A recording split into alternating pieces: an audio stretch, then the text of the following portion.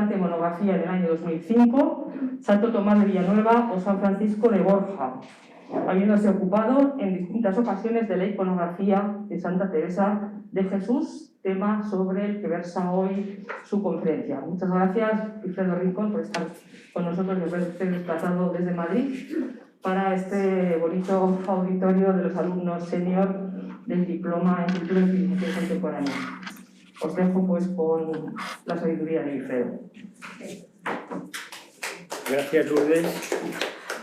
Comentaba ahora con Fernando Gudiola y con Lourdes que mi primera actividad profesional cuando acabé la carrera en el 78 fue dar clases en las aulas de tercera edad que se fundan en ese momento con la UCD. Para mí la experiencia de trabajar, en ese momento yo tenía 22 añitos, ¿no? Ahora tengo unos pocos más. Entonces, de alguna manera esa experiencia de trabajar, de dar clases a gente más mayor, pues parecía realmente pues, una cosa que he aprendido mucho y me ha servido mucho en mi vida. Eso me hace mucha gracia porque recordaba esta mañana venido en el tren que un día estábamos saliendo de clase y viene una chica joven y dice: ¿ha salido a mi padre de clase? Pero fue como para cambiar el esquema, ¿no? Y digo, sí, ya hemos salido, ¿no? Fue una experiencia para mí muy importante. Cuando Lourdes me pidió que participara en este curso, pues no le pude decir que no, somos amigos de hace muchos años, su marido Fernando Galtier, le dije que sí, y además me propuso ella que fuera Santa Teresa de Jesús. Para mí Santa Teresa de Jesús es un personaje al que tengo muchísimo cariño. Yo creo que si hubiera coincidido con ella no hubiéramos tenido ninguna amistad, que es insoportable como persona, ¿no? Como mujer. De hecho, una mujer del siglo XVI que hizo todo lo que hizo ella, es insoportable, ¿no? Es decir, pero vamos, en todo caso, para mí es admirable, le tengo muchísimo cariño y en todo caso en la clase se va a plantear ese tema. Teresa de Jesús es un personaje de su época, pero muy anterior a su época. Ya se anticipó realmente a las corrientes más modernas. Realmente Santa Teresa de Jesús es una feminista, pero no es en el sentido negativo del feminismo, sino en el sentido positivo. Realmente Teresa de Jesús salió de su convento de la Encarnación con la decisión de fundar, de renovar aquello que ella contemplaba como la orden carmelita descalzada, donde estaba ella como priora además en la Encarnación, viviendo una vida muy fácil, para fundar, para recorrer España entera fundando y de alguna manera, lógicamente, hoy por hoy la Orden de las Carmelitas Descalzas, 500 años más tarde de su muerte, es una orden muy importante, de las pocas órdenes que en este momento femeninas tienen una cierta arraigante social. Las Carmelitas Descalzas y las franciscanas, las clarisas, son las dos únicas órdenes de mujeres que están en este momento bollantes, ¿no? Además, para el tema de la iconografía, la propia Santa Teresa nos deja dos materiales maravillosos para que entendamos esa iconografía que la historia del arte ha ido creando después de su muerte, ¿no? Son el libro de la vida, que les animo que se lo lean, es muy entretenido además, que la primera edición es de 1562, la primera escritura de 1562, pero al parecer se perdió y ella misma en 1565 hizo una segunda escritura del libro, ¿no? Que se publicó ya en 1588 después de su muerte. En ese libro narra sobre todo los primeros años de su vida y luego ya desde que salió de la Encarnación hasta que fundó San José en 1562. Es decir, no es la vida completa, son 20 años menos de su vida, probablemente muy importante porque nos narra muy descriptiva, ella es muy descriptiva, como narra cómo era su vida siendo joven, siendo niña, con sus padres y sus hermanos, cómo después ingresó en la Encarnación y hasta que se marchó de la Encarnación. Y es la segunda obra de Santa Teresa de Jesús muy importante, son las moradas o el castillo interior. Esta es de 1577 y se publicó en 1588. Lógicamente, estas dos obras han sido tenidas muy en cuenta por los artistas que se han ocupado de la iconografía de Santa Teresa de Jesús. Les pongo como carátula este grabado de Teresa de Jesús de 1603. Es decir, todavía no era ni beata, aunque ya en la inscripción pone la beata. No en el sentido beata de proceso de canonización, vamos a decir, de nombramiento papal, sino como beata en el sentido de beatitud. Es decir, es una imagen muy curiosa que nos da paso a otra serie de imágenes de Santa Teresa de Jesús. Yo no sé qué cantidad de imágenes de Santa Teresa de Jesús habrá en el mundo. o en España, pero realmente son varios miles, porque yo creo que todas las iglesias tienen una imagen de Santa Teresa de Jesús, que es la gran santa española. Teresa de Jesús, como saben ustedes, nació en Ávila el 28 de marzo de 1515 y murió en Alba de Tormes el día 4 de octubre de 1582. Fue beatificada el 24 de abril de 1614 por Pablo IV y fue canonizada el 12 de marzo de 1622 por Gregorio XIV. Es decir, estamos hablando que desde su muerte a su canonización transcurrieron solo 40 años, que realmente eso es muy rápido, es decir, un proceso muy rápido. Yo creo que San Francisco de Asís le ganó, pero por poco. Curiosamente, cuando preparaba la conferencia, me he dado cuenta que este año, justo dentro de unos días, el 12 de marzo, se celebrará el 500 aniversario de su canonización. Fecha me parece importante, porque en estos 500 años el arte español se ha nutrido de muchísimas imágenes referente a ella. Esta es una imagen, es un bordado muy bonito, devocional, y vamos a empezar ya con lo que se llama la vela efigie. En algunas ocasiones, en el caso de Santa Teresa, tenemos la suerte de conservar la vela efigie. Vela efigie significa la verdadera imagen, cuando algún pintor retrata al personaje en vida. Claro, eso es... Hay algunos casos, no demasiados, que tenemos la vela efigie. Entonces, en el caso de Santa Teresa de Jesús, a primeros días del mes de junio de 1576, cuando tenía 61 años Santa Teresa, estaba andando en Sevilla, el provincial de los carmelitas le mandó a Feijón de la Miseria, un pintor aficionado carmelita, que pintara a Santa Teresa de Jesús, a Teresa de Jesús, la Madre Teresa, cuando estaba fundando el convento de San José de Sevilla. Fue el padre Jerónimo Gracián, provincial en ese momento, y Feijón de la Miseria, como se llamaba Juan Nart, me parece, era flamenco, no era napolitano. Pinta a Teresa de Jesús después de varias sesiones, porque además ella no quería posar, bueno, pero como digo, tenía que ser mujer de armas tomar. Entonces, cuando acabó el cuadro y lo vio Santa Teresa, dijo: yo te perdoné, Fray Juan, que ya que me pintas, podías haberme sacado menos fe y la engañosa. O sea, que la mujer tenía muchos arrestos. Y no se cayó, y eso, y afortunadamente, teníamos, gracias a Feijón de la Miseria, este magnífico retrato de Teresa de Jesús. A lo mejor le ha gustado que le haya hecho un lifting, no sé. Aunque en varias ocasiones Teresa de Jesús fue proclamada, pretendiendo proclamar como patrona de España, San Fernando y Santiago le hicieron un poco la contra y no se consiguió nunca alcanzar el grado de Teresa de Jesús como patrona de España. En 1922 la Universidad de Salamanca la declaró doctora académica, ¿no? Luego, en el año 65, Pablo VI la declaró patrona de los escritores y en 1970 el mismo Pablo VI la declaró doctora de la Iglesia junto con Santa Catalina de Siena. Yo digo, es un personaje muy importante. De este cuadro, que tuvo mucha fortuna, de este cuadro conocemos muchas versiones. Cada convento de carmelitas descalzas, tiene casi siempre una copia de Feijón de la Miseria. Pero aquí voy a destacar dos.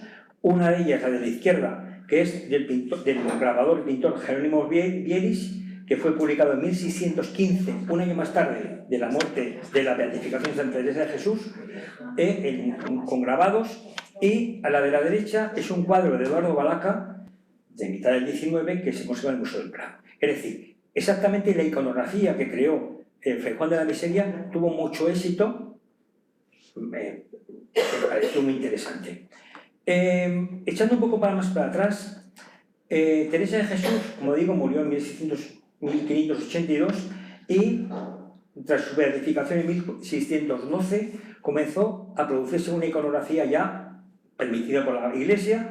Lógicamente, hasta que una persona no es declarada beata no puede ver imágenes de culto público, y en 1622, con motivo de la canonización, para las carmelitas calzadas de Valladolid, aunque descalza, Gregorio Fernández labró esta magnífica imagen, que es de tamaño natural, si ustedes están en el Museo de Escultura de Valladolid, está allí, es una de las imágenes importantes de Gregorio Fernández, en el que la representa pues escribiendo, lógicamente aquí no tiene la paloma, pero muy vinculada a esta imagen que tenemos aquí en este caso escribiendo pues cualquiera de sus muchos escritos que conocemos. Vera efigie, es decir, lo que es el vero retrato, la vera imagen y la indumentaria. Son los dos elementos que en iconografía hay que tener en cuenta. Sobre todo la indumentaria, porque la indumentaria, al identificar la indumentaria, los colores que... O sea, cada orden tiene unos colores y tiene un escudo. O sea, el tema de los logotipos no se inventó el Corte Inglés, existe desde siempre. Entonces, Teresa de Jesús, carmelita, descalza, viste túnica marrón, escapulario marrón, capa blanca y toca y velo, como es profesa, toca blanca y velo negro.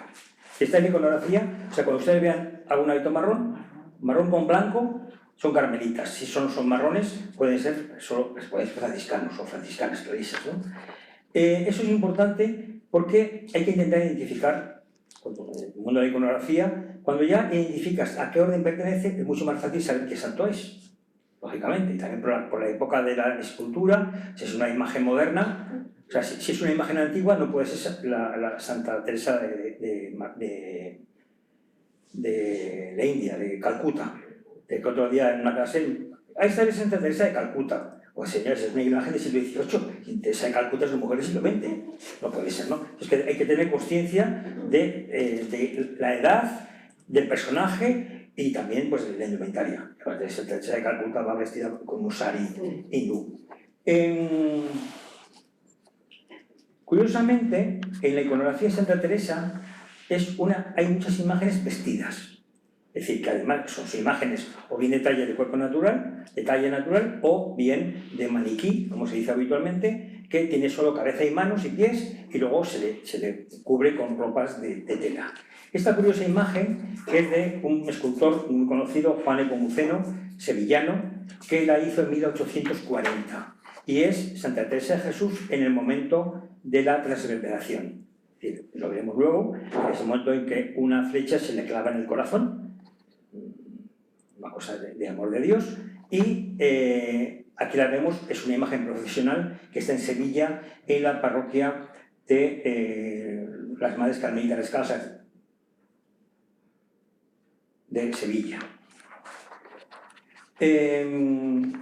Como ven, digo, la túnica marrón, el escapulario blanco, en este caso es una especie de muceta, como llevan los frailes, y aunque otras veces no la lleva, como veremos luego, y la capa blanca, túnica,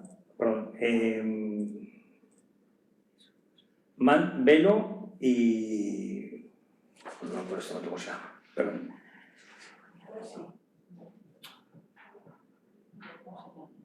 Bueno. Aquí tenemos un grabado muy interesante donde aparecen los atributos, es decir, como decía, la vera efigie, que desgraciadamente no tenemos de todos los santos, simplemente tenemos de algunos, indumentaria y atributos que nos permiten identificar cada uno de los personajes. En el caso de Santa Teresa de Jesús, tiene muchos atributos, perdón, la toca, no me salía. En la toca, que es lo que llevan las monjas, debajo del velo. La toca siempre es blanca y los velos son con negros o blancos, depende si son novicias o profesas.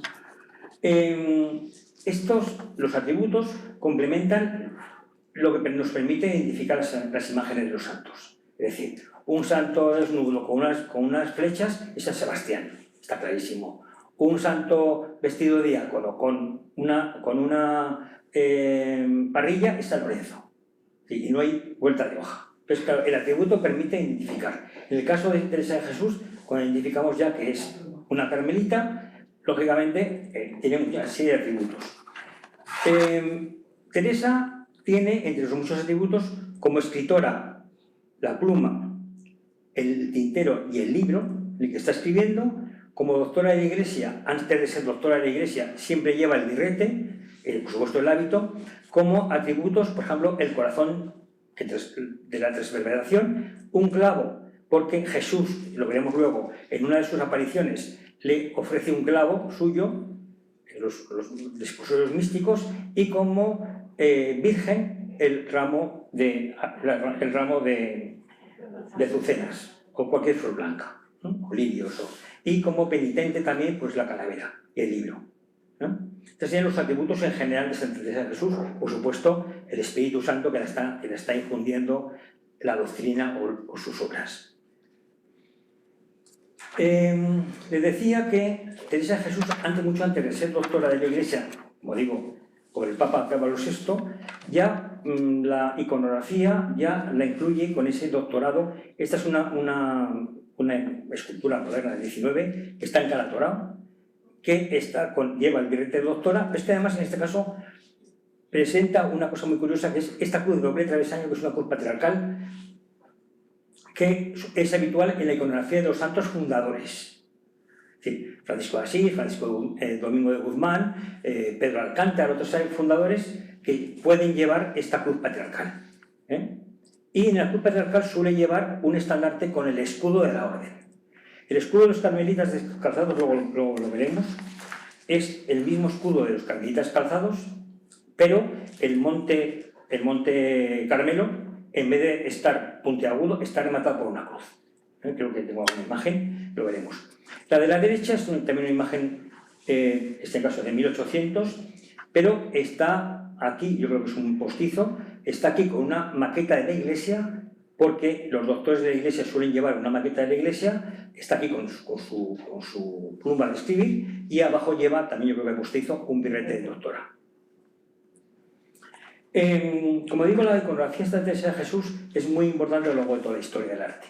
Desde el mismo siglo XVI, muy poco después de su muerte, ya hemos visto que antes hay un retrato, que con mucha fortuna, de muy poco después de su muerte ya, y sobre todo a partir de 1114 con la beatificación y a partir de 1622 con la canonización, ya son cientos de imágenes de Santa Teresa de Jesús que por toda España. Por supuesto, todos los conventos carmelitas, tanto descalzos como calzados, tienen imágenes de ella, y por supuesto muchas iglesias parroquiales, catedrales, vinculadas más o menos a una imagen. ¿Saben ustedes que cuando a una persona se le declara beato, puede haber imágenes y culto en la diócesis en la que nació, en la diócesis en la que muere o en la orden religiosa en la que perteneció? Y a partir de su canonización ya puede haber imágenes en cualquier sitio, en cualquier lugar del mundo católico, lógicamente, ¿no? Esta es una pintura muy interesante, es de Francisco Valleu, es un boceto que no se va a pintar, de hace 1760-1770, que está en el Museo del Prado, y en el que aparece Teresa de Jesús confortada por la Virgen con toda la legión de monjas carmelitas. Vemos ahí perfectamente el hábito marrón y la capa blanca. El color blanco en mujeres son las cistercienses, y prácticamente no hay nadie más que lleve hábito blanco, y en el mundo masculino el blanco es el color de los cartujos y de los camaldulenses y otras serie de órdenes. En todo caso, en mujeres prácticamente marrón y blanco es carmelitas, siempre. Ya de calzado descalza ya es un planteamiento distinto. Es una magnífica composición. Como decía, en 1622 tuvo lugar la canonización de Santa Teresa de Jesús a cargo de Gregorio XIV. En esa canonización, que fue muy importante, porque en ese mismo día se canonizaron, concretamente el 16 de marzo de 1622, o sea, en pocos días será esos 500 años, se fueron canonizados 4 santos españoles: Ignacio de Loyola, Teresa de Jesús, San Isidro y San Francisco Javier. Y junto a ellos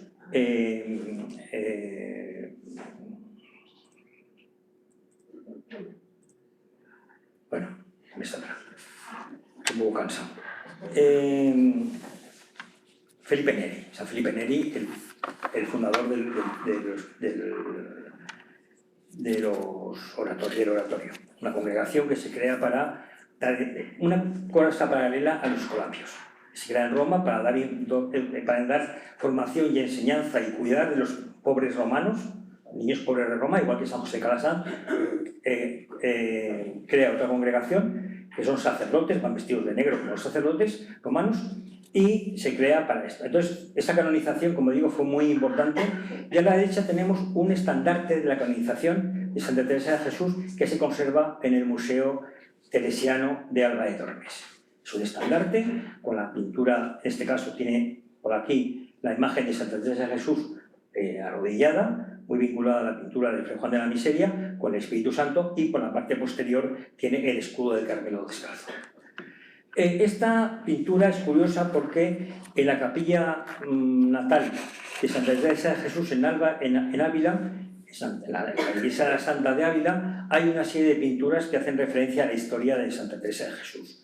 No es muy habitual encontrar iconografía de una canonización. En el caso de Teresa de Jesús la tenemos. Entonces aquí vemos el Papa Gregorio XIV con la bula de decreto de canonización, y aquí tenemos los carmelitas descalzos que han presentado el proceso de Santa Teresa de Jesús con un estandarte parecido al que hemos visto antes, que está en Alba de Tormes. Como digo, fue un gran revulsivo para la iconografía de Santa Teresa, que había comenzado en 1614 con la beatificación, pero que a partir del 22 ya, al que poder tener culto en todo el orbe católico, lógicamente la cosa cambiaba. Es decir, no es el culto limitado a la diócesis de nacimiento, diócesis de muerte o orden a la que pertenecía, en el caso carmelitas descalzos. Creo que con Teresa de Jesús ya están los calzados. En todo caso, a ser ya un culto universal. Entonces se comienzan a hacer, sobre todo en Flandes, un montón de grabados de la historia de Santa Teresa de Jesús. Grabados que se sacan fundamentalmente de las dos obras que he dicho antes, de las Moradas y de la Vida, que están publicadas en 1588. Estamos hablando de 40 años antes. Entonces, una serie de grabadores ilustran para Vidas de Santa Teresa, que se escribe en ese momento, esta especie de cómic, ¿no?, con las escenas de la vida. Desde aquí una imagen, esto creo que es cuando parten con su hermano hacia las misiones, y aquí ya un poco la glorificación de Santa Teresa de Jesús. Ya esto todavía como beata, porque esto es de 1613. Esto es un año antes de la beatificación. Es decir, unos momentos antes, cuando es declarado venerable una persona, hay un tiempo en el que pueda haber iconografía, pero para culto privado.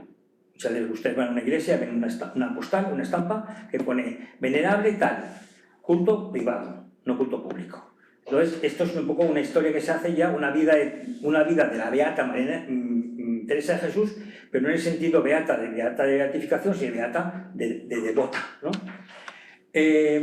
Son grabados magníficos, muy descriptivos, en todo caso, no vamos a entender en ellos demasiado, porque me interesa más destacar ya algunas imágenes que se hacen en este momento de la canonización.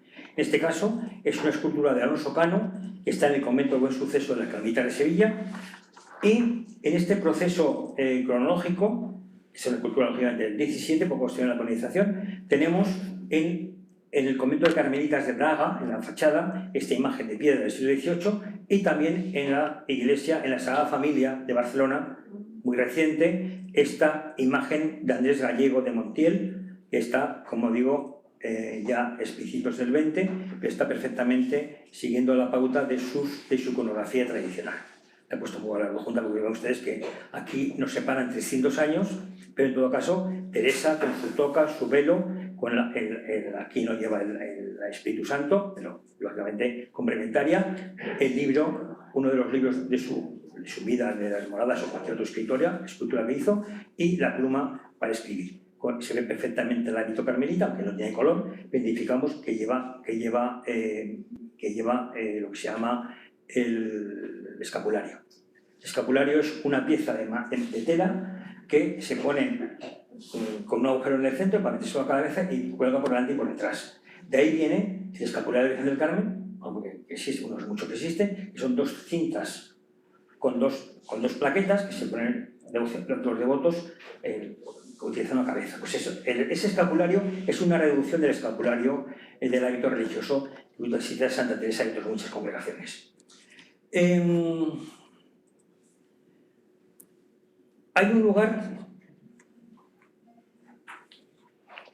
un lugar muy importante en la iconografía, en la vida de Santa Teresa de Jesús, que es la iglesia de la Santa y el convento de la Santa en Ávila.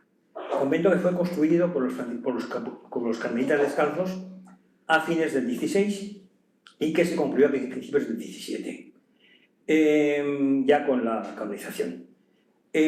Allí hay muchas imágenes de Santa Teresa, por supuesto, pero a mí me interesa sobre todo destacar esta, que es de Gregorio Fernández, pues de hacia 1625-28, que está en la capilla. Porque la iglesia de la Santa se construye en la casa donde nació Teresa de Jesús. A la muerte del padre de Teresa de Jesús, la casa quedó medio abandonada y posteriormente, ya cuando fue beatificada, los carmelitas descalzos adquieren esa propiedad y construyen ese solar, lo que es la actual iglesia de la Santa, que muchos de ustedes conocen. Me acabo de enterar que han montado hace unos pocos años, un museo carmelita en la cripta de la iglesia, y realmente muy interesante, porque hay una iconografía muy interesante de Teresa de Jesús, mucha conocida y mucha no. Hay buenas reproducciones, entre yo creo que esta reproducción de esta escultura de Gregorio Fernández. En todo caso, en esta iglesia hay una capilla, pequeña capilla, donde la tradición sitúa el nacimiento de Teresa de Jesús. Y esta imagen de Gregorio Fernández está situada en esa capilla oratorio de la fundación. Esta tiene una anécdota porque en 1883 le fue robada la mano derecha porque tenía una serie de joyas que al parecer eran bastante malas. Entonces, robar la mano derecha, sobre todo pues, para robar las joyas, ¿no? Porque la mano no tenía ningún interés. Y posteriormente hubo una suscripción popular que consiguió pues, hacerse la nueva. En esa línea iconográfica, vean ustedes que no es un fenómeno solo de carácter religioso, sino que Ávila, en un momento, en el año 1882, hace un monumento a las grandezas de Ávila. Además lo hace un paisano nuestro, Carlos Palau Ortubia, autor de varias esculturas en la fachada del Museo Provincial y autor de muchas más cosas en Zaragoza, hijo de Antonio Palau, escultor de la Piedad, que ustedes todos conocen, y Carlos Palau Ortubia hace este monumento a las grandezas de Ávila. Y de toda la gente grande de Ávila, muchos muy importantes, donde se citan, no sé si es justo en este trazo, o se citan todos los nombres de los personajes grandes de Ávila, entre ellas culmina este monumento la figura de Santa Teresa de Jesús, con una especie de libro y aquí una cruz, pues parece que se ha perdido parte. Entonces una pluma, realmente, y aquí el libro, por supuesto, y dentro hay una cruz, posiblemente que se ha perdido. Como digo, Teresa de Jesús, además de tener muchas imágenes en iglesias, tiene una imagen, vamos a decir, civil, ¿no? Es decir, imagen monumental, pero de carácter civil. Esta es una escultura que también está en Ávila, delante de las murallas, que es de José Luis Vasallo, de 1982, coincidiendo con el 400 aniversario de su muerte, que está allí en la muralla, que está pues, en ese arrobamiento místico escribiendo, que es una de las posiciones más normales, o esta imagen de un escultor que yo admiro mucho, Venancio Blanco, del año 77, que con materiales como es el bronce y muy sintético, nos representa perfectamente a Teresa de Jesús escribiendo, y con ese resorte de poner esa parte izquierda puntiaguda, poder poner el Espíritu Santo. Porque en pintura es muy fácil representar el Espíritu Santo, no hay problema, pero en escultura es muy difícil. Lógicamente muchas veces vemos el Espíritu Santo encima del hombro. Y yo siempre digo, es que no le puedes decir nada en ese momento, porque no le puedes mirar, porque lógicamente no puede estar mirando ahí si tiene que escribir. Vamos, son recursos del artista, en este caso Venancio lo hizo muy bien, con ese resorte. Y, como decíamos antes, Teresa de Jesús está también en la Plaza Mayor de Salamanca, en los tondos que ilustran esa Plaza Mayor, y en la Biblioteca Nacional de Madrid. Es decir, como, no solo como, de hecho no pone Santa Teresa aquí, pues son Teresa de Jesús, de hecho como personaje importante dentro de las letras españolas.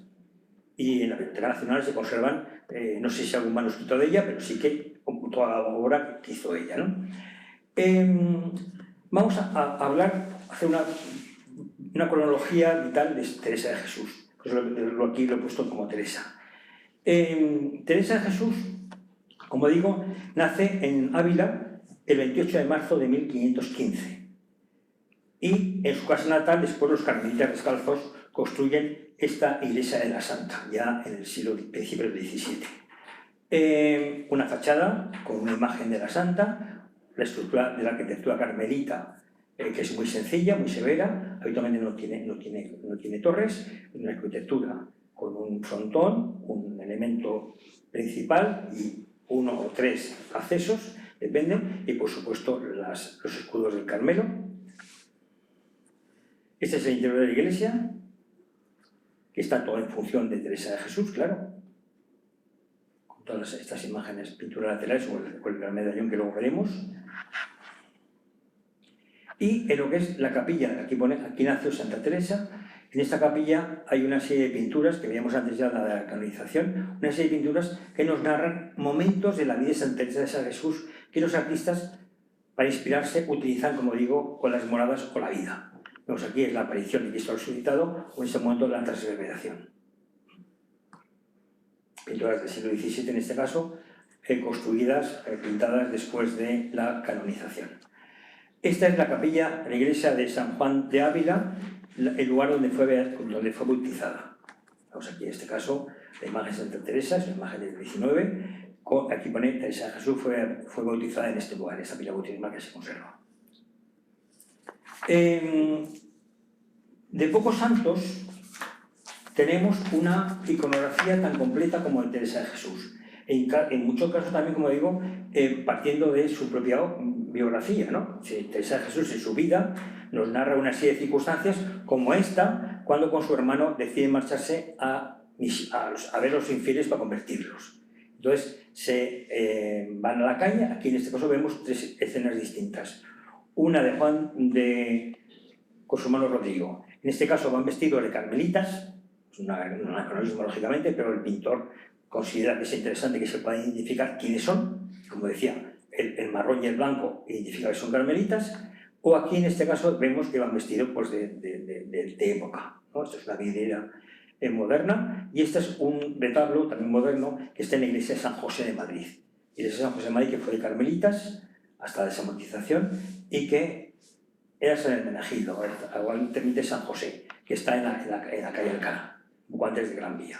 Es enorme, pues hay un retablo neogótico, muy curioso, pero que nos narra perfectamente y lo he troceado para que ustedes puedan ver. Es decir, tenemos escenas de San Jesús desde sus primeros momentos. Otra pintura interesante es la educación de Santa Teresa. Santa Teresa, vemos aquí en el centro, va a llevar esta aureola, este nimbo.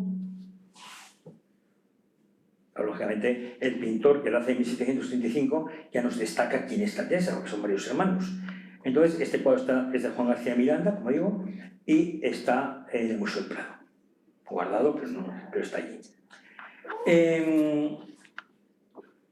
Esta pintura, bastante mala de calidad, desde el punto de vista hay que desprender 2 cosas importantes en iconografía. A mí me da igual que una pintura sea mala desde el punto de vista estético, técnico, de ejecución, si lo que representa está bien, ¿no? Por ejemplo, la escultura de Olot está muy degradada y muy vituperada. La escultura de Olot, desde el punto de vista iconográfico, es maravillosa, porque te encuentras 3 santas iguales las 3, mismo tipo de, a lo mejor pintadas de colores distintos, pero una lleva una copa en la mano con los ojos, Santa Lucía. La del medio lleva una copa en la mano con los pechos, Santa Águeda. La otra lleva una flecha, Santa Úrsula. El mismo modelo, es el mismo, pero en cambio los atributos nos hacen reconocer el santo correspondiente. Es decir, que para mí la vituperada escultura de Olot, una escultura de Olot. Pero es que los modelos de Olot fueron ejecutados por grandes escultores que después sí, efectivamente, se industrializó. Usted dice, yo quiero un santo de 2 metros. Me acuerdo hace muchos años, pues con la Tercera Edad de Zaragoza fuimos a Belchite. Y en el santuario del Olivar de Belchite había un retablo con 5 santas. Entonces eran la central como de 2 metros, o 1,80 m, las laterales de 1,50 m y las últimas de 1,20 m. Las 5 iguales, cada una con su atributo, que es por lo que significan, ¿no? Entonces, desde el punto de vista artístico, a lo mejor los modelos más últimos de Olot son menos importantes, pero desde el punto de vista iconográfico, que es lo que les interesa en este caso, ya historia del arte, está exactamente. En este caso, como digo, esta obra, que es bastante mala, es de Juan García Miranda, un pintor importante. Yo también creo que en la propia fotografía hay un problema de toma de fotografía. Esta está sacada de un libro, me parece, de internet, no sé, o de algún museo. Esta está en la Catedral General de La Coruña. Es del Prado disperso, o Ustedes saben que el Prado tiene varios miles de fondos, entonces muchos de ellos desde el siglo XIX están depositados pues, en museos, en capitanías generales, en gobiernos civiles, en universidades. La Universidad de Zaragoza tiene una serie de cuadros grandes del siglo XIX, son todos depósitos del Prado. Algunos de ellos pues, han perdido porque han ido... Y este está en la Capitanía General de La Coruña, desde fines del XIX. Entonces, son cuadros que en el Prado se consideraba que era menos importante tenerlo y se planteó en un momento concreto, a fines del XIX, un proceso de que los museos provinciales tuvieran todos una especie de desarrollo de la historia del arte español. Entonces, mandaban a cada museo una serie de pinturas, pues, o góticas, o renacentistas, o barrocas, o del XIX, que tuvieran que ver o con el nacimiento del pintor, o la temática, o simplemente pues, demostrar la importancia del arte español para que se pudiera tener en cuenta. Como digo, en este caso es Teresa de Jesús con su hermano Rodrigo, es el que iba siempre con ella, intentando construir ermitas. Él está con una piedra y Rodrigo lleva otra piedra, para construir ermitas para marcharse a la vida eremítica, ¿no? El segundo etapa de su vida, después de estos años de niños, es la época de monja en la Encarnación. Teresa de Jesús ingresa como monja en la Encarnación en 1535. Tenía 20 años. Entonces, de este momento del ingreso en la Encarnación, tenemos varias pinturas y varias obras que yo elegí unas cuantas, porque aquí la vemos, es un relieve de 1700 del Museo de Bellas Artes de Granada, que es Domingo Echevarría, el pintor, y aquí vemos a ella con su hermano Rodrigo, que llega hasta la Encarnación para profesar, para ingresar como monja. Vemos que aquí todavía va vestida civil, con atuendos civiles, aquí su hermano, que la va a entregar a la comunidad. Y este es un luneto que está en el convento de Alba de Tormes, donde murió. Y aquí la tenemos a la izquierda. Es que esta es una composición curiosa, porque aquí tenemos estas composiciones de tipo cómic, ¿no? Que hay varias escenas que están conviviendo, aunque cronológicamente son distintas. Aquí tenemos a Rodrigo y a Teresa en el jardín de su casa jugando a marcharse al África para convertir moros. Aquí tenemos a la derecha eso mismo que hemos visto antes, como cuando están marchándose de casa, pues les pilla su padre y las devuelve a casa. Y aquí tenemos, lo que nos motiva en este momento, el momento en el que Rodrigo entrega a Teresa a la comunidad de carmelitas calzadas de la Encarnación. Aquí tenemos, en ese mismo retablo que digo, del convento de San José de Madrid, el momento de la procesión, de la entrega, de la entrada de Teresa de Jesús en el convento de la Encarnación. Y aquí tenemos, además, es muy curioso porque en muchas ocasiones, claro, una escena, si no tienes un poco de cultura del personaje que es o cultura en general, en ese sentido, es muy difícil de discernir. Entonces, en este caso, aquí pone aquí como propuso a su hermano Rodrigo que le llevara a la Encarnación para ser monja, de alguna manera huyendo de su familia, pues no quería que fuera monja. Entonces, bueno, pues este es un relieve del 19, como digo, que desde el punto de vista escultórico no es demasiado maravilloso, pero en cambio desde el punto de vista descriptivo e histórico nos permite pues, recuperar visualmente ese momento en que Teresa de Jesús deja la vida plácida de su familia noble para ingresar como monja en la Encarnación. También en el convento de la Santa, en Ávila, tenemos, además de estas dos como he visto antes, una tercera pintura que es la profesión de Santa Teresa de Jesús en la Encarnación. Profesión, estuvo 20 años en la Encarnación, fue priora del monasterio, es decir, tenía una vida pues, fácil. En el momento de la clausura no era tan rigurosa como un poco después del Concilio de Trento, cuando ya se cerró clausura. Aquí salían las monjas del convento, iban a visitar a sus familiares, es decir, que de alguna manera una vida bastante relajada, entre comillas, pero en este caso, ya en el Concilio de Trento, esas relajaciones, entre comillas, pues se cerró. De hecho, aquí en el Santo Sepulcro de Zaragoza, que eran dueñas, de la congregación, comunidad de dueñas del Santo Sepulcro, pues cuando Hernando de Aragón cerró clausura, pues las monjas protestaron, porque no podían dejar, querían que sus familias fueran a verlas como siempre, ¿no? Y que entraran al convento y que ellas pudieran salir. Entonces, cuando a don Hernando de Aragón, importante personaje de la historia de Zaragoza, tanto eclesiástica como política, de Aragón, decretó la clausura, pues un día las monjas se salieron del convento y se recordaron toda Zaragoza protestando porque se lanzó la clausura. Y de hecho, en 1610, hablando en 1564, 1610 todavía en un libro, una descripción de Zaragoza, hablando de Santo Sepulcro, dice: todavía hay monjas de las claustrales, de las de antes, ¿no? Las claustrales significaba que eran claustrales que no eran de clausura. Bien, pues aquí vemos una pintura muy bonita en la que vemos al sacerdote imponiéndole el velo negro sobre la toca blanca que lleva Santa Teresa de Jesús. Esa ya es la procesión solemne. Con la primera procesión el velo es blanco, como digo, que es de novicia, y luego ya después de una serie de años, cada congregación, cada orden tiene sus periodos, ya es cuando profesan para siempre, profesión perpetua, y ya cuando se cambia ese velo blanco por el velo negro.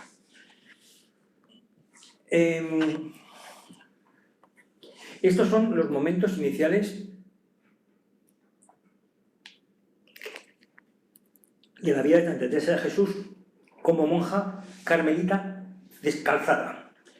Hay un momento en su vida que se plantea pues, el tema ve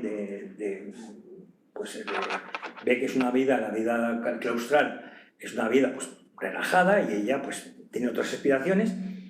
De hecho, el primer problema que tiene Teresa de Jesús es con los propios carmelitas calzados, con los varones, y por supuesto con las monjas, ¿no?, del convento de la Encarnación, porque no entienden que deje esa vida para marcharse a fundar otra cosa. Nosotros lo vemos con la perspectiva de los 500 años que nos separan, pero en ese momento debía ser muy duro. Entonces, Teresa de Jesús, después de ser priora varios años, el 24 de agosto de 1562 sale de la Encarnación para fundar la primera comunidad, que es San José. Teresa de Jesús es un personaje, como ya desarrollé la conferencia, muy importante, que va a concatenar muchos elementos. Claro, Teresa de Jesús aquí aparece como virgen, lógicamente por el voto de castidad, patriarca, porque es la fundadora de la orden carmelita descalza, tanto masculina como femenina, doctora y mártir. Mártir no en el sentido de que muriera mártir, sino los sufrimientos que tuvo a lo largo de toda su vida. El concepto mártir hay que tener en cuenta eso. Una cosa es morir. Hay gente mártir que no muere en el martirio, sino que tiene una vida con muchas circunstancias que le hacen ser mártir, pero en otro caso, entonces, en Teresa de Jesús en este caso, vemos cómo su coreografía, me encanta este grabado de Quelinus, que después es un grabado de 1620 y tantos, poco después de la canonización, que después ha tenido mucha fortuna a la hora de ser pintado. Es decir, como el pintor coge directamente contra su cara el grabado y lo pinta. Claro, el pobre pintor del 18 no pensó nunca que en el siglo XXI habría un historiador que buscaría la base y que luego demostraría cómo estaba simplemente pintando, copiando, ¿no? Pero esto son cosas de la vida. Teresa de Jesús sale del convento de la Encarnación para fundar. Curiosamente, Teresa de Jesús tenemos una serie de iconografía que nos muestra ese momento. Cuando ella abandona el convento, vestida por supuesto con el hábito carmelita, un sombrero de camino, la vemos que lleva sandalias, o sea, descalza ya, no lleva zapato, sandalias, porque el que sean descalzos no significa que vayan con el pie al aire, sino que van con unas sandalias, ¿no? Y con un báculo de camino, ¿no? Entre esta obra y esta tenemos 300 años de diferencia. Este es de Fernando Cruz Solís, de 1968, y esta es de mitad del 17, poco posterior al 17. Está en el convento de Santa Teresa de Ávila.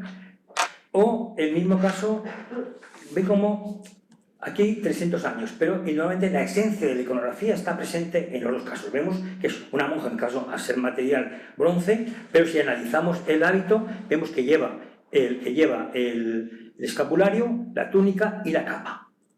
Entonces, y el báculo en este caso de peregrina, ¿no? De caminante.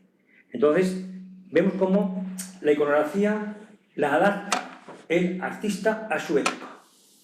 Hay pocos casos que tengan vigencia los modelos tantos siglos, excepto la iconografía de los santos, la iconografía cristiana. Aquí tenemos una pintura fantástica de Guido Caprotti, que está en el Palacio Superunda de Ávila, que es Teresa de Jesús saliendo del convento de la Encarnación para ir a la primera fundación. Aquí la vemos a Teresa con el báculo igual, o sea, en la misma iconografía, con una serie de monjas con las que sale de la Encarnación para fundar San José.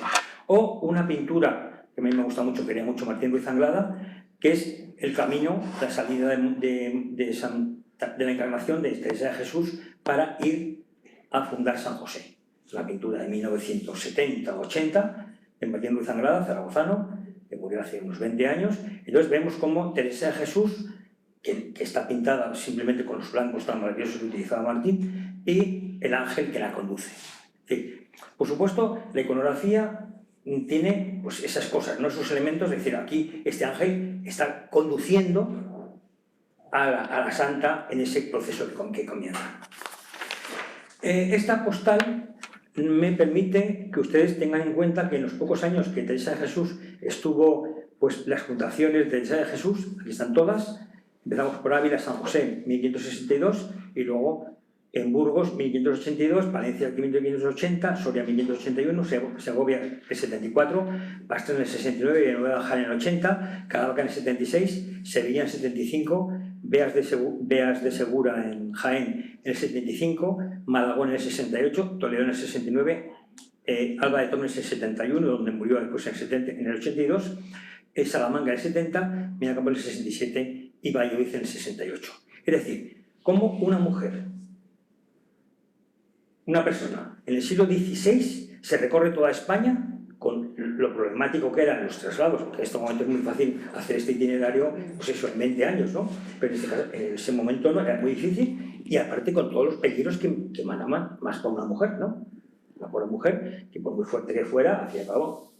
En todo caso, es un personaje digno de admirar, porque logró en un momento muy complicado, ustedes conocen pues todas las peleas que tuvo con la Éboli, ¿no? Por ejemplo, y con todos los personajes, y con los frailes, y con los obispos, y con la Inquisición. Es decir, tuvo muchos problemas en su vida, y a mí me encanta esta escultura que está en Malagón, en el convento de Malagón, la puerta, cuando se fundó en 1568, una escultura de Carlos Guerra, y está Teresa, pues como mujer que era, ser humano que era, cansada, sentada en una roca. Entonces está allí, delante del convento, y además es un espacio maravilloso para que la gente se haga fotos con ella. Ese camino, lógicamente, es un camino complicado, como decía. Entonces hay muchas anécdotas, entre comillas, ¿no? Muchas circunstancias que se plantean iconográficamente. Como digo, de Teresa de Jesús tenemos afortunadamente la vida y las moradas que ilustran sobre muchas de sus circunstancias vitales. Entonces sabemos cómo, yendo por el camino, una noche, pues unos ángeles salen con una luminaria para iluminar ese camino, a ella y a la otra monja que iba con ella. Porque aquí Teresa se identifica plenamente con la aureola, y aquí parte de la inscripción. Aquí vemos cómo son una pintura en grabado, esta es de 1613 y esta es una pintura del siglo XVII. Pero en todo caso, como el grabado permite, ven ustedes que además está al revés, cómo permite el grabado copiarlo, reproducirlo y, sobre todo, identificarnos. En este caso, pues es una cosa mucho más simbólica, y en este caso, pues es una tea, es una antorcha, pero que ilumina perfectamente la estancia donde están ellas dos. Otra curiosa escena es cuando Teresa de Jesús está en la cocina y en las fundaciones dice: cuando la obediencia os trajere empleadas en cosas exteriores, entended que si es en la cocina, entre los puestos anda el Señor. Entonces aquí esa reflexión que hace en las fundaciones, pues aquí nos presenta a Teresa de Jesús, eso, en la cocina, pues haciendo la comida para la comunidad y entre los porcheros también del Señor. Es decir, cómo esas escenas de la vida se van plasmando en distintas... Es una pintura del siglo XVII de Francisco Ricci, o otra escena, en este caso más cerca a nosotros, de Sor Isabel Guerra, la monja cisterciense de Santa Inés de Zaragoza, Santa Lucía de Zaragoza, que fue pintada en 1988, que es Teresa de Jesús enseñando a leer a Isabel de Santo Domingo, fundadora de las Carmelitas Descalzas de Madrid, de Zaragoza, fundada en 1688. Entonces aquí vemos a Teresa de Jesús con Isabel de Santo Domingo, sentadas, enseñándole a leer. Es una pintura contemporánea, como digo. En todo caso, está hecha en el 300 aniversario de la fundación del convento de las Descalzas de Zaragoza. Esa misma iconografía está presente. Sobre Isabel Guerra no tuve en cuenta este grabado porque se lo he preguntado y me dijo que no, que se fue un poco leyendo la biografía, la vida de Santa Teresa, pues inventó esa circunstancia, pero yo le enseñé este grabado y me dijo pues realmente que tenía mucho que ver, ¿no?, con el suyo. Sin tener nada que ver, tenía mucho que ver. Otra escena muy importante en la iconografía de Santa Teresa de Jesús es su muerte. Es decir, de pocos personajes se ha representado su muerte con cierta profusión. En este caso es una pintura que está en Alba de Tormes, en la celda donde murió, la muerte o el tránsito de Santa Teresa, y aquí la vemos a Santa Teresa en la cama, rodeada de frailes carmelitas descalzos y también con sus monjas, y aquí tenemos a Jesús que sale a recibir el alma de Teresa con toda una legión de santos vestido de blanco, y aquí el fraile que le está dando la extremunción, que es por supuesto un carmelita. Esta es también la misma sala donde murió. Vemos, los carmelitas son muy dados a representar escenas figuradas, hacer montajes, digamos ahora, entonces aquí vemos una pintura antigua del 17 con la muerte de Santa Teresa, y aquí en la celda está representado la reproducción de la celda donde murió con la cama y un maniquí vestido de Teresa de Jesús, con esta imagen maravillosa de Cristo de Ceomo. Y en el mismo retablo de San José de Madrid que les comentaba antes, tenemos este relieve de fines del 19 en el que de alguna manera nos representa el mismo momento de la muerte de Santa Teresa. Una pintura fantástica, también es de Sor Isabel Guerra, que hizo en el año 2008, se titula Y el almendro floreció. Esta pintura, que ahora está en Toledo, en la Catedral de Toledo, se hizo con motivo de una exposición que hubo muy importante sobre Santa Teresa de Jesús, que fue por varios lugares de España, y nos narra, Teresa de Jesús murió en octubre. Entonces, narra cómo está con Ana de San Bartolomé, y que todavía es novicia, y vemos cómo está ya Teresa muriendo, aquí no es el momento de la muerte, es el momento anterior, y el almendro en octubre floreció. El almendro, ahora que están muertos locos, están todos florecidos ya, estamos en febrero, esta mañana viniendo de Madrid, me acuerdo todavía del jalón, con almendros en flor, y decía, bueno, estos pobres, van a venir los fríos de marzo y se van a ir todas las flores a hacer cáscaras, no iba a decir otra palabra, pero no. Entonces, lógicamente, pues es un poco el milagro ese que el almendro floreció en octubre. Igual que en Santa Isabel de Portugal, Santa Isabel de Hungría, Santiago de Alcalá, hay un momento que cuando van con los panes para dar a los pobres, en cada caso, pues el marido, o don Denis de Portugal, o el guardián del monasterio de Alcalá, de San Diego, o el marido de Santa Isabel de Hungría, pues les pillan y dicen, ¿dónde vas? Y dice, pues voy a coger rosas. No, dice, ¿qué llevas dice, llevo rosas. Pues va a haber rosas, no hay rosas de momento. Entonces, es cuando abren el hábito y aparecen rosas. Yo siempre me pregunto, ¿después qué pasa con esas rosas? ¿Se convierten otra vez en panes o se quedan en rosas para siempre? ¿No? En todo caso, esas son cosas... en todo caso, quiero decir que es importante cómo la iconografía, y en este caso Teresa de Jesús es un ejemplo porque tenemos muchas imágenes de ella, nos va marcando, ven cómo está haciendo un poco la vida de Santa Teresa, partiendo de unas iconografías, pero desde el siglo XVI hasta el siglo XXI. Que de alguna manera es un personaje que se mantiene en el imaginario popular de una manera muy importante, en este caso católico. En la iglesia del convento de las Carmelitas de Alba de Tormes está sus restos mortales. Sé que ustedes que ha estado por ahí dando vueltas también. Franco tenía un brazo en su dormitorio en el Pardo, que después ha vuelto a Alba de Tormes. Y aquí tenemos cómo Teresa de Jesús considera patriarca. Patriarca, habitualmente, digo patriarca, no digo matriarca, porque el patriarca siempre ha sido hombre, es decir, son los fundadores de las órdenes religiosas. Francisco de Asís, Domingo de Guzmán, Pedro Nolasco, o sea, la única fundadora importante, antigua, es Santa Teresa de Jesús. Entonces, como decía antes, han visto ustedes que iba igual en una escultura que está en Épila, en Calatrava, perdón, que lleva una cruz patriarcal, porque ese es símbolo de fundador. Y vemos aquí como, en este caso, Carmelo, Reforma, Descalzos del Carmen, hecha por Santa Teresa de Jesús, y vemos aquí el escudo del Carmelo. Entonces, el escudo del Carmelo calzado es este monte Carmelo, hasta aquí. El monte, la mancha marrón del monte llega hasta la parte superior. Y los carmelitas descalzos, esa parte de arriba la rematan con una cruz. De alguna manera, cuando ustedes vayan a un convento, ven carmelitas, cuando ven que el monte llega hasta arriba, es calzado. Y cuando vean que el monte queda a mitad y una cruz, es descalzo. Eso es un elemento absolutamente, ustedes van con amigos o amigas, lo digan porque van a fardar. Y vemos como aquí a la derecha la tenemos otra composición muy interesante, como esa, la patriarca, ¿no? La matriarca, vamos a decirlo así. En este caso vemos como de su pecho salen dos ramas, una con las monjas y otras con los frailes. O también como esa imagen de santa protectora. Es muy habitual de muchas congregaciones la Virgen protectora de una orden religiosa.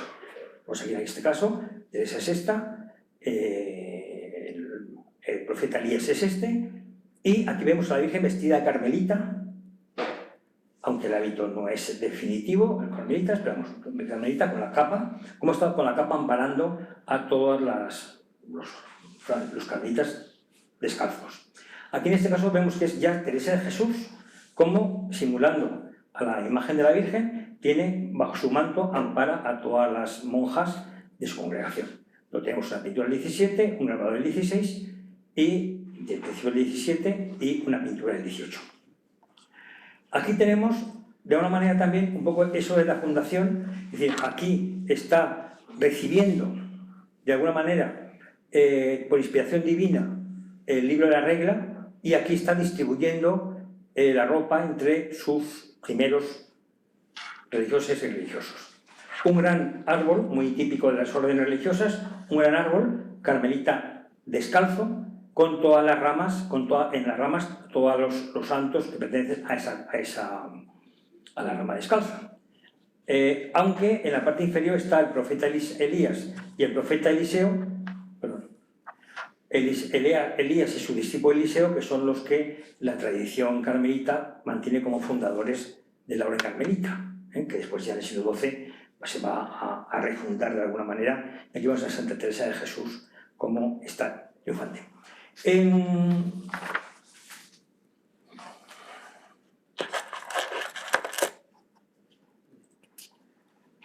Vamos a analizar ahora algunos aspectos de la iconografía concreta de Santa Teresa de Jesús. Santa inspirada por el Espíritu Santo. Ya hemos visto la pintura de Juan de la Miseria, cómo va a marcar de alguna manera y va a tener un gran éxito iconográfico. Y aquí tenemos otra serie de pinturas, como esta copia de Rivera, que está en el Museo del Prado. Es un anónimo del siglo XVI, fines del XVI, que vemos a Teresa de Jesús escribiendo en una mesa con los libros, con los manuscritos, con la pluma y recibiendo la inspiración divina a través del Espíritu Santo. O esta otra pintura también de Philip Derrisen, de 1630, que está exactamente igual, inspirada, sentada, inspirado, y aquí tiene la maqueta de doctora de la Iglesia, aunque, como han visto ustedes, hasta el siglo XX, en 1970, no fue declarada oficialmente doctora de la Iglesia. Esta es una pintura magnífica de Corrallo a Quinto, en la que la vemos a la santa, pues el pintor, esta capa la vemos deshilachada, dando en cuenta que es de la carmelita descalza, en este interior maravilloso, con este escritorio, pero ella está de pie, recibiendo la inspiración divina a través del Espíritu Santo y con la mano derecha la pluma, o en este otro caso, como decía antes, que está girada mirando la paloma y con la mano derecha sostiene la pluma y la mano izquierda el libro en el que escribe. Esta escultura está en la Catedral de Granada, en su sacristía mayor. Como decía, los carmelitas tienen muchas imágenes de Santa Teresa, pero montando escenas. En este caso son dos escenas, una de Malagón y otra de Úbeda, que está, veamos aquí que tiene el escudo del Carmen, del Carmelo descalzo con la cruz. Está Teresa de Jesús escribiendo, pero una composición de tipo físico, es decir, es una imagen que habitualmente están presidiendo estancias o la sala capitular o el coro, depende, ¿no? Viajes de distintas épocas, o como este grabado, este mosaico de 1790, que la vemos con la misma disposición. O este grabado de 1631, que está Teresa de Jesús también escribiendo con la Espíritu Santo y la inscripción que pide del Espíritu Santo la inteligencia suficiente para poder escribir. Otro grabado más del siglo XVIII, vean cómo, en todo caso, los elementos iconográficos se van reproduciendo. En este caso tenemos como novedad el pecado, que está aquí abajo, un señor muy feo, que está sosteniendo una culebra, una culebra, sí,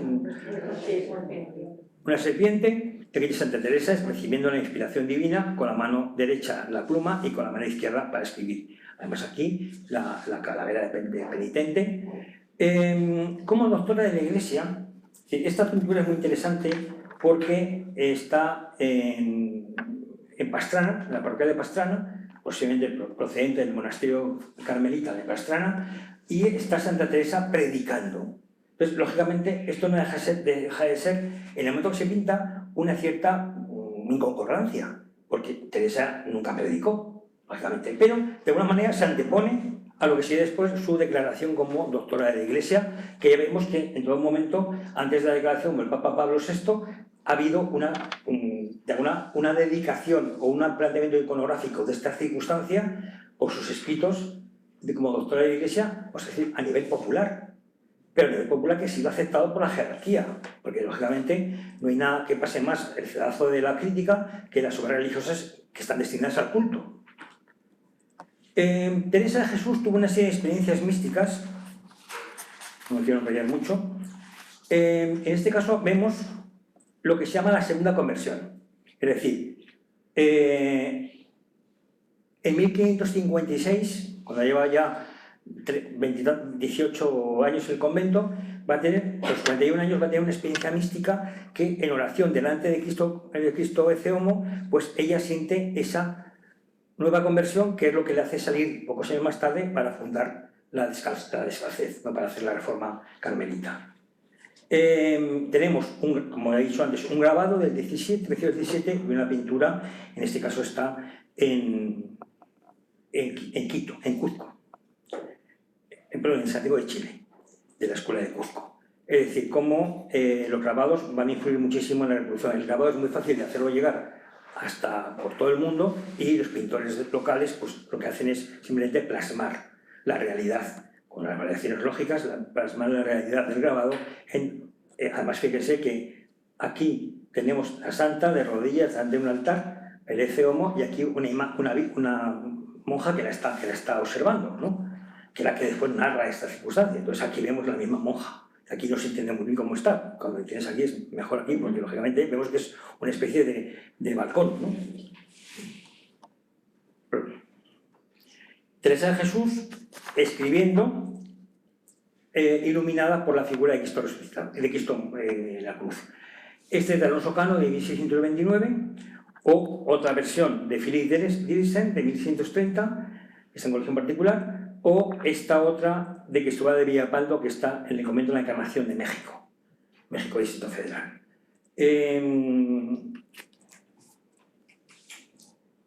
Aquí aparece una inscripción que aparece en muchas ocasiones en la iconografía de San Juan, que dice Misericordias Domini sin eternum cantaba.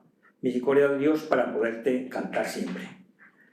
Otra experiencia mística de Cristo resucitado, también de Alonso Cano. Vemos cómo Teresa de Jesús está... Todas estas escenas se están planteando como decía, desde la vida y de las moradas. Y aquí otra experiencia mística de Teresa de Jesús en oración, cuando se le aparece la figura de Cristo a toda la columna. Esta concretamente, la izquierda, está en Lérida, en las Claritas de Lérida, es de Antonio Viladomat, un pintor catalán de 1700, y esta es una escultura de Gregorio Fernández que está en un convento de monjas de carmelitas, pero va cambiando de sitio, no sé este momento dónde está. Este mismo concepto encontramos en la parroquia de la Virgen de la Cabeza de Granada, una composición, como digo, es una iglesia parroquial, pero tiene este retablo de Santa Teresa de Jesús. Como decía, no solo los conventos carmelitas, sino muchísimas iglesias tienen imágenes de Santa Teresa de Jesús. Catedrales, lógicamente. Aquí tenemos otra escena importante que son los desposorios místicos de Santa Teresa de Jesús. Entonces aparece Teresa, Jesús, y Jesús le está dando un clavo a Teresa como señal de matrimonio. Es curioso porque en las moradas Teresa plantea: Cristo, representándome por visión imaginaria como otras veces, muy en lo interior, y dióme su mano derecha y díjome: mira este clavo que es señal de que serás mi esposa desde hoy. Desde ahora hasta ahora no lo habías merecido. De aquí adelante no solo como criador y como rey y tu Dios mirarás mi honra, sino como verdadera esposa mía. Mi honra es la tuya y la tuya la mía. Sí, entonces, estas son lo que a los artistas le permitió hacer estas iconografías con tanto detalle, lógicamente, ¿no? Que en todo caso pues, sería muy difícil de inventar una historia, una biografía de Teresa de Jesús si no existían estos documentos. Otra escena importante es la transverberación. Posiblemente es una de las escenas más famosas de la iconografía de Santa Teresa de Jesús. Santa Teresa de Jesús, en una de sus éxtasis, recibe una flecha, le traspasa el corazón, y este es el momento en que un ángel le quita la flecha. Que muchas veces pensamos que es que el ángel es que le está clavando la flecha, o no. El ángel le quita la flecha. Esto también está inspirado en la vida, el capítulo 29, el parágrafo 13, lo voy a leer un poco, que no quiero extenderme demasiado. Dice: quiso el Señor que viese aquí algunas veces esta visión. Veía un ángel cabe mi hacia el lado izquierdo, en forma corporal, lo que no suelo ver sino por maravilla, aunque muchas veces se me representan ángeles es sin verlos, sino como la visión pasada que dije primero. En esta visión quiso el Señor que le viese así. No era grande, sino pequeño, hermoso, mucho. El rostro tan encendido me parecía de los ángeles más subidos que parecen todos se abrasan. Deben ser los llamados querubines, que los nombres no me los dicen. Más bien veo que en el cielo hay tanta diferencia de unos ángeles a otros y de otros a otros que no los sabría decir. Veía en las manos un dardo de oro largo y al fin del hierro me parecía tener un poco de fuego. Y sigue describiendo la escena. Es decir, cómo Teresa nos va precisando todo el momento de la transverberación o las apariciones de Cristo, los dispositivos místicos, o el caso de la iconografía con el ángel. Aquí vemos otra escena, distintas. Esta es una escena ya de un momento, a ver. Sí, esta es una escena del siglo XIX, de José Gutiérrez de la Vega, en 1825. Sí, pero ustedes ven cómo, a pasar de los siglos, esto pues perfectamente corresponde a un momento de la vida de Santa Teresa que nos narran los artistas de acuerdo con la descripción que ella misma nos dio. Eso sí, muy importante, porque afortunadamente tenemos en este caso los temas de las vidas y como decía antes un poco, hay una cierta dificultad a la hora de interpretar si es que el ángel le clava la flecha o se la saca. Aquí en este caso es una escultura moderna de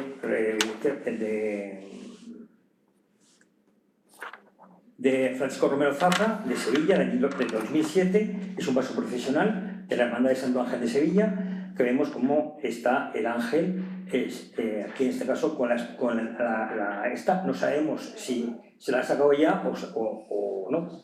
En todo caso, el Espíritu Santo, la flecha, el ángel y Santa Teresa vestida. Esta imagen es procesional porque pertenece a una parroquia.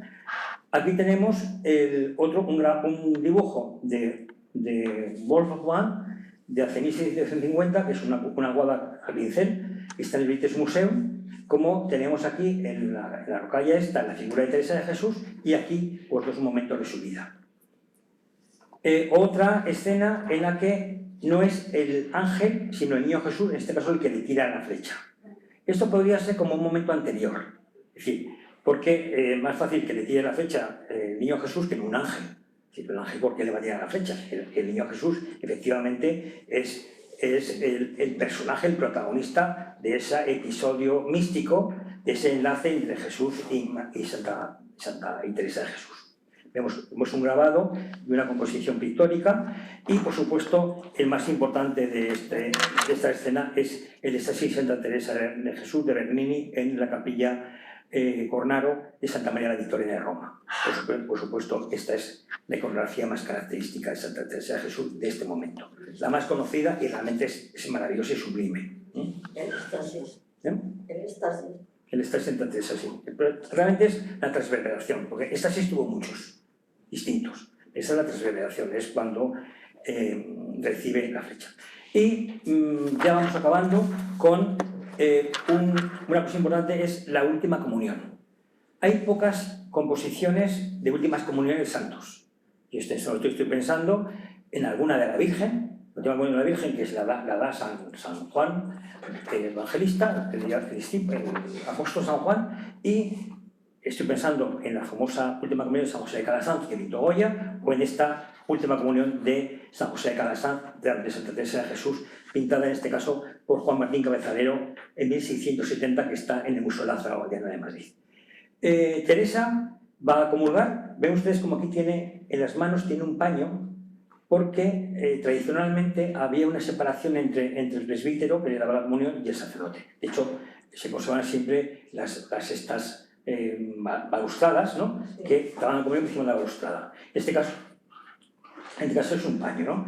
Pero cuando Santa Teresa de Jesús, esta es una escena realmente milagrosa, porque le da la comunión San Pedro de Alcántara, que había muerto 20 años antes, y que fue su confesor. Y aparecen, en este caso, ayudándole a San Pedro de Alcántara, otros dos santos franciscanos, San Francisco de Asís y San Antonio de Padua. Entonces es una escena, lógicamente, que pues, en el momento que va a morir Santa Teresa, un momento antes de su muerte, pues se le aparece San Pedro de Alcántara y le da la comunión. Esta es otra composición, anónima del siglo XVII, que existe en el Prado. Vemos cómo aquí está más resumido, pero en todo caso el sacerdote vestido con la casulla y el manípulo, que está dando la forma a Santa Teresa, que está esperando recibirla, ¿no? En este caso la forma va volando. Esta es una escena también vinculada es en la vida, en la que dice que oraba por las almas del purgatorio. Entonces vemos cómo el autor, el artista, para identificar qué escena es esta de la oración, vemos que aquí nos pone a través de una ventana el purgatorio, para que veamos cómo las almas del purgatorio están saliendo a través de los rezos de la contemplación de Santa Teresa de Jesús. De ahí viene la advocación de la Virgen del Carmen como patrona de las almas en pena, ¿no? En el purgatorio. En este caso es una vidriera moderna de la dedicación o de la devoción de Teresa de Jesús por San José. Cómo elige a San José como patrono de su reforma. Y esta de San José como patrono de la reforma va a conllevar que sea San José quien le va a poner el manto, aquí también San José, para ser todavía más joven, más parecido a Jesús. Muchas veces es difícil identificar un personaje u otro, depende también del artista, lo bueno que sea el artista o no, ¿no? En este caso, vemos cómo Santa Teresa recibe la capa de San José y un gran collar de la Virgen. Escena que se vuelve a reproducir en la capilla, en el retablo mayor de la capilla de la Iglesia de la Santa, en Ávila, cuando vemos el Espíritu Santo, la Santísima Trinidad y San José y la Virgen imponiéndole la capa y el gran collar, un retablo, un relieve de Gregorio Fernández de 1630. O este grabado de donde parte todo, que es un grabado de 1613, de los que les he dicho antes, de una biografía que ilustra la vida de Santa Teresa antes de su beatificación. Otra escena es la coronación de Santa Teresa por Jesús. Otra escena es la Santa Teresa ante la Santísima Trinidad. Todo ello, como digo, está inspirado, está plasmado a partir de sus propias obras. O esta curiosidad es una estampa de principio del siglo XX, pero es muy gracioso porque dice: Teresa, ¿o cómo te llamas, niño? No, Teresa, ¿cómo te llamas, niño? Teresa, yo, Teresa de Jesús. Jesús. No, dice, ¿cómo te llamas, niño? Dice, Teresa de Jesús. ¿Y tú, cómo te llamas? Pues yo, Jesús de Teresa. Una cosa devocional de principio del siglo XX, un poco cursi tal vez, desde nuestro punto de vista actual, pero obviamente muy descriptiva. Teresa de Jesús consiguió, vamos a decirle, entiéndeme lo que quiere decir, engañar a Juan de la Cruz, a un joven sacerdote, para que fuera la parte visible de la reforma masculina. Juan de la Cruz, al que vemos aquí con Santa Teresa delante de San José, nació en Fontiveros, en Ávila, se llama Juan de Yepes, en 1542, y ingresó en el Carmelo en 1563, un año posterior al comienzo de la Reforma. En el 64 profesó y en el 67 se ordenó de sacerdote. Este cobre virreinal nos representa a los dos santos, Teresa con el collar que antes decíamos que había puesto Santa Teresa colgado en una cruz. Aquí tenemos un grabado curioso que es Teresa enseñando a Juan de la Cruz un poco los elementos de la Reforma Carmelita. San Juan de la Cruz pues no conocía nada de la Reforma y lógicamente aquí está educándole. Vemos que los dos tienen aureola, las otras monjas no, educándole para que haga esa reforma. Aquí tenemos una composición muy bonita que es cuando Teresa de Jesús recibe la visita de San Juan de la Cruz y la monja Cotilla, que está aquí, les ve que están los dos en éxtasis, en que están volando. Entonces la monja es la que lo cuenta. El proceso de Santa Teresa de Jesús fue un proceso larguísimo, fue muy corto, pero en el que hay cientos, miles de imágenes, de volúmenes, de hojas, de declaraciones de gente que narraban cosas misteriosas o cosas, vamos a decir, sorprendentes, ¿no? de un ser humano. Pues, en el caso pues esta monja debe ser la Cotilla que comunicó en el proceso de beatificación como Santa Teresa y San Juan de la Cruz un día pues estaban levitando los dos en el locutorio del convento. Vemos que está aquí la reja de la parte donde está la monja y aparte la parte exterior, la parte de visitante, donde está Fray Juan de la Cruz. Aquí vemos una pintura también colonial muy bonita de Teresa de Jesús. A Teresa de Jesús le da el clavo y a Juan de la Cruz le da la cruz. Es muy visual y muy gráfico. Como decía, Teresa de Jesús tuvo una relación muy importante con San Pedro de Alcántara. San Pedro de Alcántara fue un franciscano que reformó la orden franciscana, una reforma que se llamó los alcantarinos. Él estuvo en Arenas de San Pedro, se llama de San Pedro por el convento de franciscanos.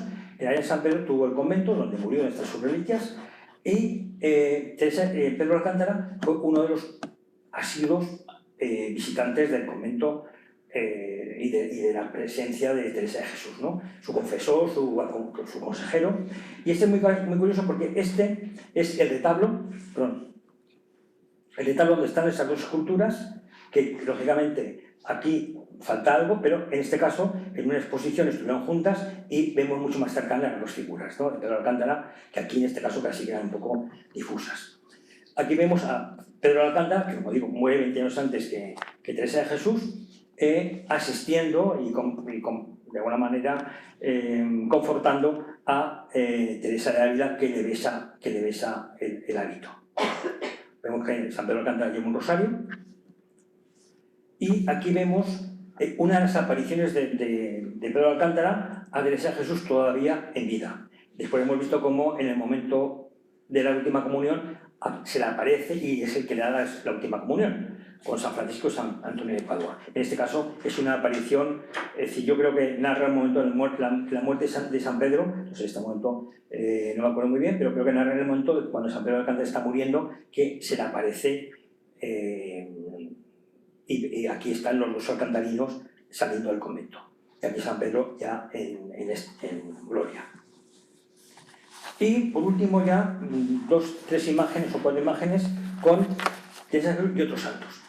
Este momento que vive Teresa de Jesús es un momento muy importante en la historia de la Iglesia española porque hay muchos personajes muy importantes. Ya hemos visto que ella fue canonizada con 4 santos españoles, 3 contemporáneos suyos, San Isidro no, es decir, Ignacio Loyola, Francisco Javier y ella. Y luego está San Isidro y San Felipe Neri. San Felipe se me mueve. Entonces, pero está San Francisco de Borja, están muchos otros santos en ese momento. El siglo XVI en ese momento es un siglo muy importante en la Iglesia española. Aquí tenemos una figura alegórica que son 3 santas, de alguna manera fundadoras, o santas de 3 órdenes religiosas distintas. La de la izquierda es Santa Clara, perdón, la de la izquierda es Santa Teresa, Santa Clara y Santa Catalina de Siena, carmelita, franciscana, clarisa y dominica. O Santa Teresa de Jesús con San Francisco de Borja, jesuita, cuando le está ilustrando Francisco de Borja a propósito de la comunión, de la Eucaristía, ¿no? O esta escena es muy curiosa porque es la transverberación, el éxtasis Santa Teresa de Jesús en la cueva de Santa Cruz de Segovia, donde vivió Santo Domingo de Guzmán. Que ellos no coinciden, lógicamente, son varios siglos detrás, pero él está Santo Domingo de Guzmán con la rama de azucenas, aquí el escudo dominico, y aquí otra vez Santa Catalina de Siena, aquí Santo Domingo de Guzmán haciendo penitencia en este convento, y aquí el cotilla que lo ve, y es el que lo cuenta, y aquí Cristo en la cruz, Teresa de Jesús, y aquí los dominicos que están asistiendo. Perdón.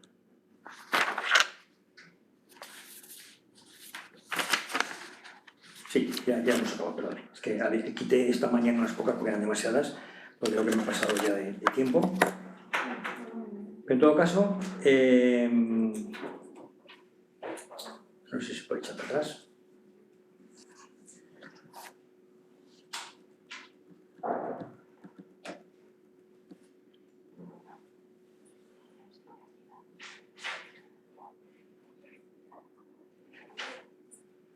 Pues ustedes han visto cómo la iconografía de Santa Teresa de Jesús es una iconografía muy poderosa, muy potente, que tenemos miles de imágenes de Santa Teresa de Jesús, pero que de alguna manera son escenas que están motivadas por una documentación que es su propia vida, las moradas, y luego también otros elementos sacados de los procesos de beatificación y canonización que los testigos informaban a los que hicieron los procesos.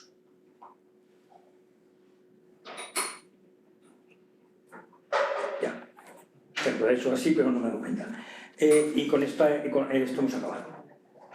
Bueno, muchas gracias por su atención.